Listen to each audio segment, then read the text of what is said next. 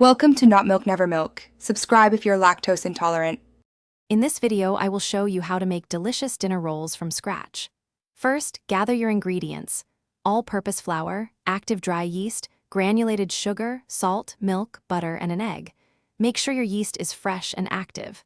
Warm your milk to around 105 degrees Fahrenheit.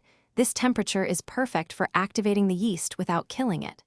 Melt your butter and let it cool slightly before adding. Now, in a large bowl, combine your dry ingredients, then add the warm milk, melted butter, and egg. Mix until a shaggy dough forms.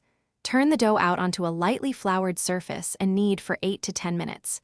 You'll know it's ready when it's smooth, elastic, and springs back when gently poked. This step is crucial for developing the gluten, which gives the rolls their wonderful texture.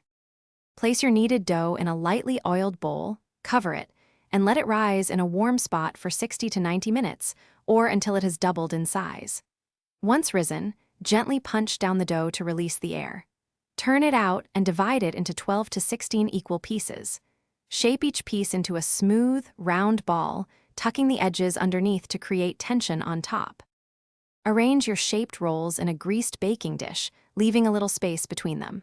Cover and let them rise for a second time, about 30 to 45 minutes, until they look puffy. Preheat your oven to 375 degrees Fahrenheit.